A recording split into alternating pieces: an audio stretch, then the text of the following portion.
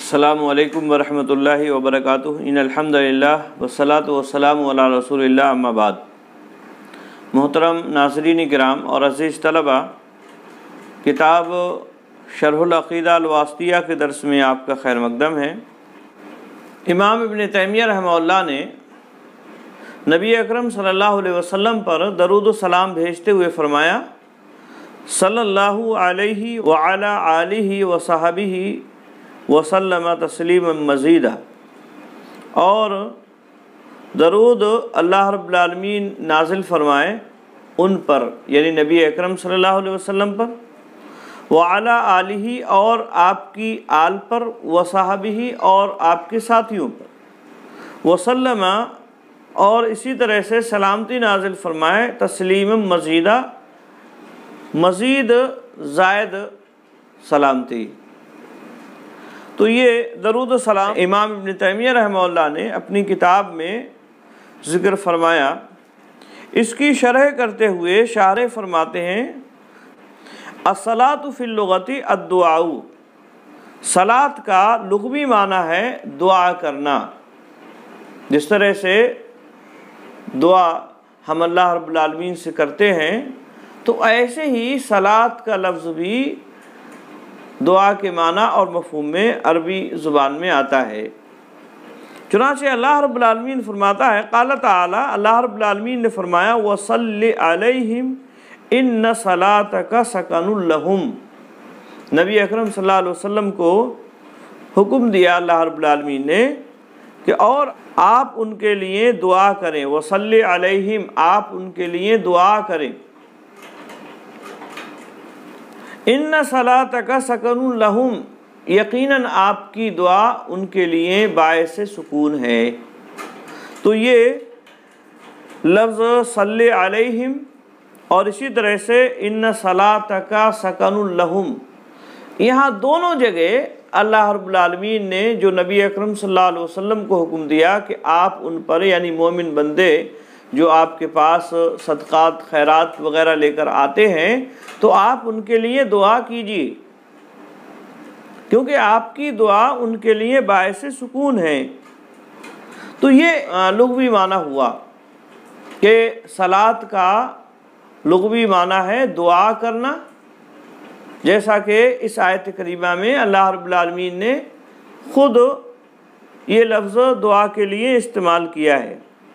اب یہاں سوال یہ پیدا ہوتا ہے کہ نبی اکرم صلی اللہ علیہ وسلم کے لیے جو ہم صلاۃ بھیجتے ہیں، یا اسی طرح سے اللہ رب العالمین نے نبی اکرم صلی اللہ علیہ وسلم پر صلاۃ بھیجی یا فرشتوں نے صلاۃ بھیجی، جیسا کہ قرآن مجید میں اللہ رب العالمین نے اس کی وضاحت بیان فرمائی ہے: ان اللہ و ملائکتہ یصلون علی النبی، کہ یقیناً اللہ اور اس کے فرشتے نبی اکرم صلی اللہ علیہ وسلم پر صلاۃ بھیجتے ہیں۔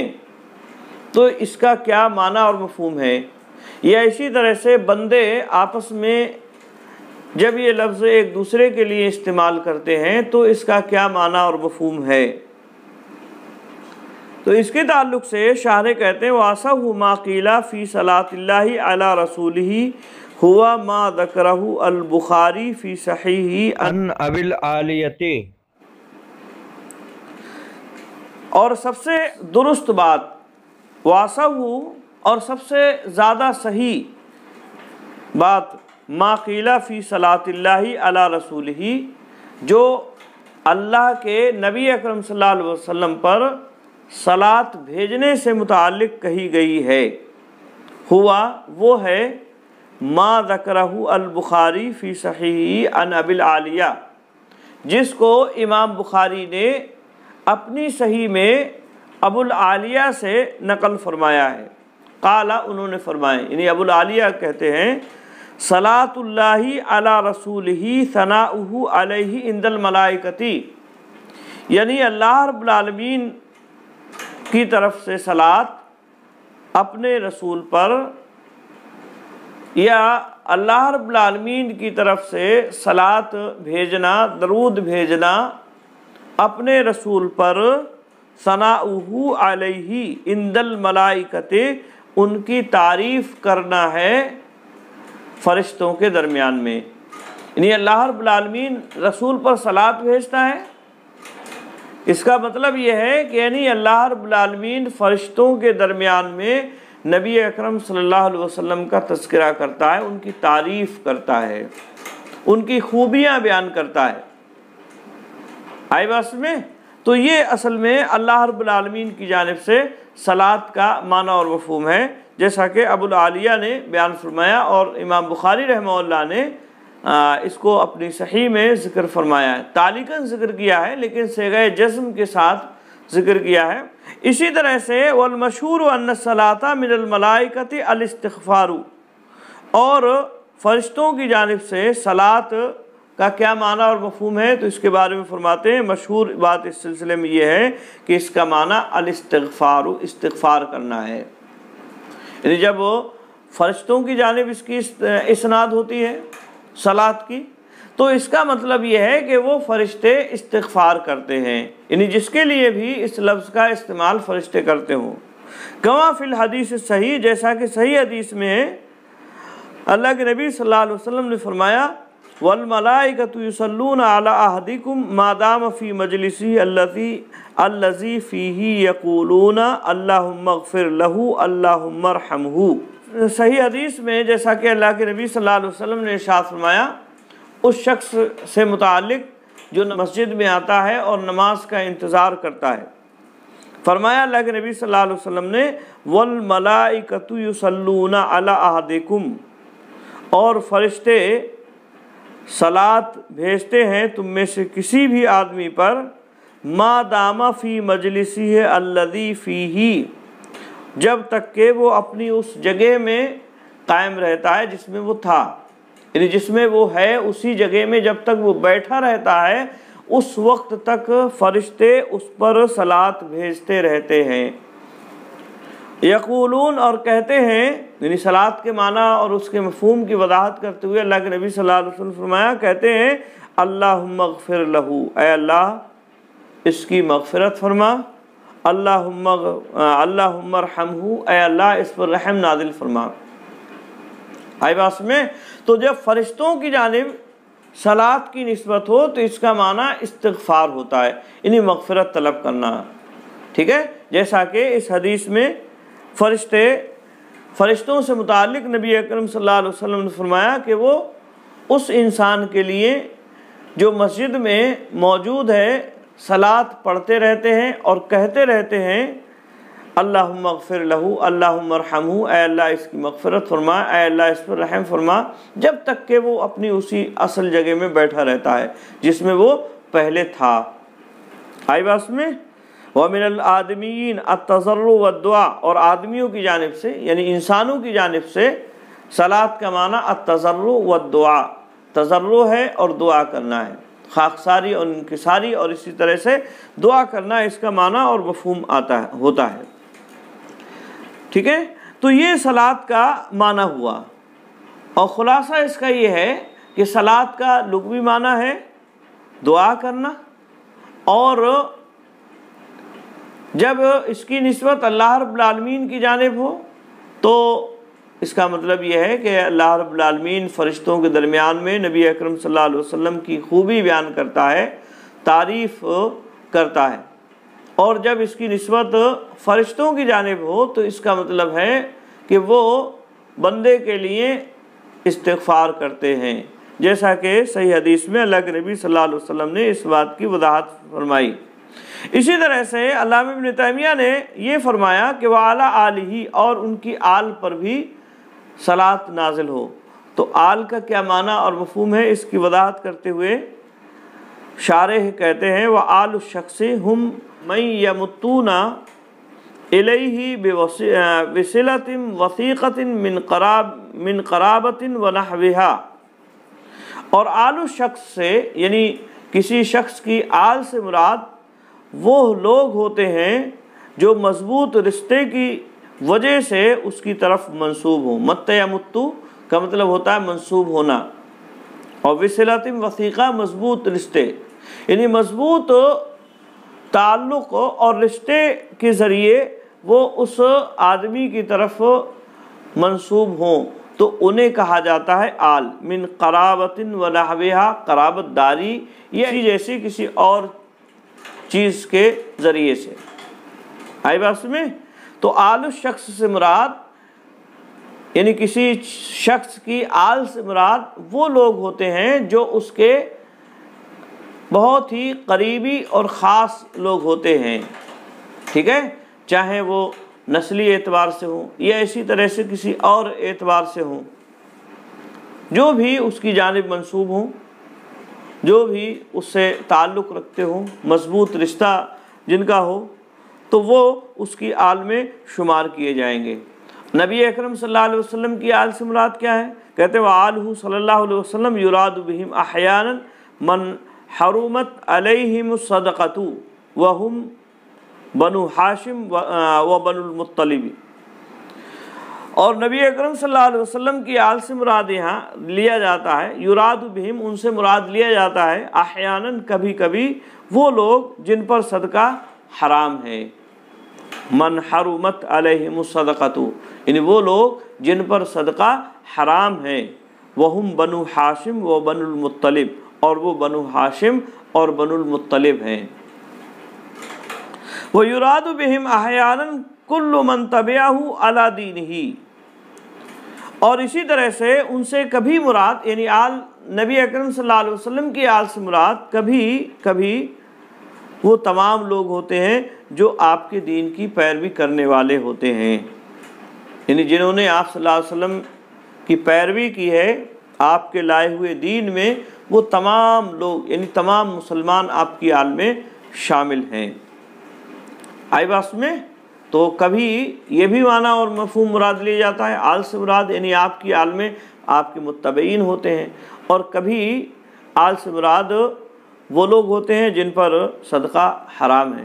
وَأَصْلُ آلٍ أَهْلٌ، اور آل کی اصل اہل ہے. آئی بات میں؟ اُبْدِلَتِ الْحَاءُ حَمْزَةً فَتَوَالَتْ حَمْزَتَانِ، ہا کو حمزہ سے بدل دیا گیا. اہلن، آل جو ہے یہ اصل میں کیا ہے؟ اہلن، تو ہا کو حمزہ سے بدل دیا گیا. فتوالت حمزتان، لگاتار دو حمزہ ہوئے. تو پھر کیا ہوا؟ لگاتار دو حمزہ ہوئے، یعنی ایک حمزہ تو پہلے سے اہل میں موجود تھا اور پھر ہا کو بھی حمزہ سے بدل دیا تو دو حمزہ ہو گئے. فقلبت الثانیۃ منہما الفن، تو دوسرے کو یعنی جو دوسرا حمزہ ہے جو ہا سے بدل کے حمزہ ہوا ہے اس حمزہ کو الف سے بدل دیا گیا. آئی بات میں؟ اور اس طرح سے آل ہو گیا. اور اس طرح سے کیا ہو گیا؟ آل. یعنی آل جو ہے اصل میں اہل ہے، ہا کو حمزہ سے بدلا، لگاتار دو حمزہ ہوئے، تو اس دوسرے حمزہ کو جو ہا اصل میں ہے اس کو الف سے بدل دیا. یہ تمام تبدیلیاں عربی قواعد کی روشنی میں ہو رہی ہیں، ٹھیک ہے، عربی قواعد کی روشنی میں ہیں. یہ ایسا نہیں ہے کہ الٹ ٹپ ایسے ہی یہ تبدیلیاں کر دی جا رہی ہوں. تو اس طرح سے یہ آل ہوا. وَيُصَغَّرُ عَلَى أُهَيْلٍ وَأُوَيْلٍ، عَلَى أُهَيْلٍ وَأُوَيْلٍ، اور اس کی تصغیر لائی جاتی ہے. وَيُصَغَّرُ یعنی آل کی تصغیر لائی جاتی ہے علی وزن اوہیل، اوہیل کے وزن پر، یا اسی طرح سے اویل کے وزن پر. آئی بات میں؟ کبھی ہا کے ساتھ آتی ہے اور کبھی ہا کو واو سے بدل دیا جاتا ہے، اویل تصغیر آ جایا کرتی ہے. تو دونوں طرح سے اس کی تصغیر آتی ہے. اور اسی تصغیر سے یہ بات معلوم ہو رہی ہے کہ یہ حمزہ جو ہے یہ اصل میں ہا ہے. اہلن میں آلن کا جو دوسرا حمزہ ہے وہ ہا ہے، اسی تصغیر سے معلوم ہو رہی ہے. کیونکہ عام طور سے تصغیر میں جو حروف اصلی ہوتے ہیں وہ اپنی اصل شکل میں واپس آ جایا کرتے ہیں، وہ واپس آ جاتے ہیں، ٹھیک ہے. اس کے بعد شارح کہتے ہیں وَلَا يُسْتَعْمَلُ إِلَّا فِيمَا شَرْفٌ غَالِبًا، إِلَّا فِيمَا شَرْفٌ غَالِبًا، اور اس کا استعمال یعنی آل کا استعمال نہیں ہوتا ہے مگر ان میں جن کے اندر اکثر شرف پایا جاتا ہو. یعنی ان لوگوں کے لیے اس کا استعمال ہوتا ہے، ان لوگوں کی آل کہا جاتا ہے جن کے یہاں عام طور سے شرف ہو، کسی بھی اعتبار سے، چاہے دنیاوی اعتبار سے ہو یا اسی طرح سے دینی اور اخروی اعتبار سے ہو، شرف ہونا چاہیے، کسی اعتبار سے بھی ہو، چاہے دنیاوی اعتبار سے تب بھی اس کی آل کا لفظ استعمال ہو جاتا ہے، اور اسی طرح سے دینی اعتبار سے یا اخروی اعتبار سے، دینی اعتبار سے اخروی اعتبار سے، جیسے نبی اکرم صلی اللہ علیہ وسلم کی آل کو آل کہا، اور اسی طرح سے فرعون کی آل کو بھی قرآن مجید میں آل کہا گیا ہے۔ تو دینی اعتبار سے ہو یا اخروی اور دنیاوی اعتبار سے ہو، اگر شرف و منزلت کسی بھی اعتبار سے پایا جا رہا ہے تو اس میں آل کا لفظ اس کے لیے استعمال کیا جائے گا۔ فلا یقال آل الاسکاف، آل الاسکاف نہیں کہا جاتا ہے، اسکاف مطلب موچی، تو موچی کی آل یہ کہنا صحیح نہیں، وہ آل الحجام یا اسی طرح سے حجام کی آل کہنا یہ درست نہیں عربی زبان اور قواعد کے اعتبار سے۔ والمراد بالصحابی، اور صحابن سے مراد اصحابہ صلی اللہ علیہ وسلم، آپ صلی اللہ علیہ وسلم کے ساتھی ہیں۔ صحابن یہ صاحب کی جمع ہے، جس طرح سے اصحاب جمع ہے، تو یہ جو ہے صحابن سے مراد کیا ہے، یعنی آپ صلی اللہ علیہ وسلم کے ساتھی۔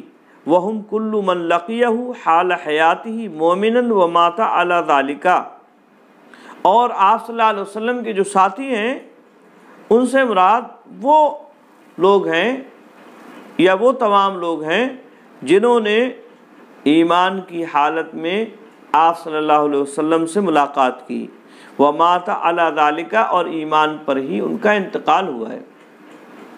آئی بات میں؟ تو صحابہ یا اصحاب کا معنی اور مفہوم کیا ہے، یعنی وہ لوگ جو ایمان کی حالت میں نبی اکرم صلی اللہ علیہ وسلم سے ملے اور ایمان پر ہی ان کی موت ہوئی ہے، ایمان پر ہی ان کی وفات ہوئی ہے۔ وسلام اسم مصدر من سلم یسلم تسلیما علیہ، اور سلام یہ اسم مصدر ہے سلم یسلم تسلیما علیہ سے، یعنی سلام بھیجنا، سلام کرنا، بمعنی طلب لہو السلامۃ من کل مکروہ، یعنی ہر طرح کی ناپسندیدہ اور اسی طرح سے بری چیزوں سے سلامتی طلب کرنا ان کے لیے، یعنی نبی اکرم صلی اللہ علیہ وسلم کے لیے ہر طرح کی بری اور ناپسندیدہ چیزوں سے، مکروہ چیزوں سے سلامتی طلب کرنا، یعنی ہر طرح کی ناپسندیدہ اور مکروہ چیزوں سے اے اللہ تو انہیں جو ہے سلامت رکھ، ہر طرح کی ناپسندیدہ اور بری چیزوں سے۔ آئی بات میں؟ تو یہ اصل میں سلم تسلیما مزیدہ کا معنی ہوا۔ وہو اسم من اسمائہ تعالی، اور یہ سلام اللہ کے ناموں میں سے ایک نام بھی ہے، تو یہ تو ایک معنی ہوا، مصدر، اسم مصدر ہے۔ اب یہاں ایک دوسرا معنی بتلا رہے ہیں، وہو اسم من اسمائہ تعالی، اور یہ اللہ رب العالمین کے ناموں میں سے ایک نام بھی ہے۔ ومعنہ البراۃ والخلاص من النقائص والعیوب، نقائص اور عیوب سے پاک اور بری کرنا، یعنی جب سلام یہ اللہ رب العالمین کے اسماء حسنہ میں سے ہوگا، اس کے ناموں میں سے ہوگا، تو ایسی صورت میں معنی ہوگا یعنی اللہ رب العالمین کو تمام طرح کے عیوب اور نقائص سے خالص یعنی صاف ستھرا کرنا، اور اسی طرح سے بری کرنا، یعنی وہ سلام ہے مطلب ہر طرح کے نقائص اور عیوب سے پاک ہے، یہ معنی ہوگا پھر سلام کا۔ او الذی یسلم علی عبادہ المؤمنین فی الآخرۃ، یا وہ ذات جو مومنوں پر آخرت میں، اپنے مومن بندوں پر آخرت میں سلام کرے گی۔ ٹھیک ہے، تو یہ دو معنی سلام اگر اسماء حسنہ میں سے ہے تو اس کے بیان کیے مؤلف نے۔ وہ مزیداً صفۃ لتسلیماً، اور مزیداً یہ تسلیماً کی صفت ہے۔ وہ اسم مفعول من زادہ المتعدی، اور یہ اسم مفعول ہے زادہ سے جو کہ متعدی ہے، زیادہ کرنا، تو جو متعدی ہے تو اسی سے اسم مفعول ہے۔ ٹھیک ہے، اور وَالتَّقْدِيرُ مَزِيدًا فِيهِ، اور تقدیر ہوگی مزیداً فیہ، یعنی اس میں مزید زیادتی کی جائے، یعنی سلامتی ہو ان پر اور اس میں مزید زیادتی کی جائے، ایسی سلامتی جس میں مزید زیادتی کی گئی ہو، ٹھیک ہے؟ تو یہ اصل میں اس کا معنی اور مفہوم ہے۔ تو درود اور سلام سے متعلق یہ مختصر سی تشریح مؤلف نے، شارح نے کی ہے۔ امید ہے بات سمجھ میں آئی ہوگی۔ آج کے لیے بس اتنا ہی۔ السلام علیکم ورحمۃ اللہ وبرکاتہ۔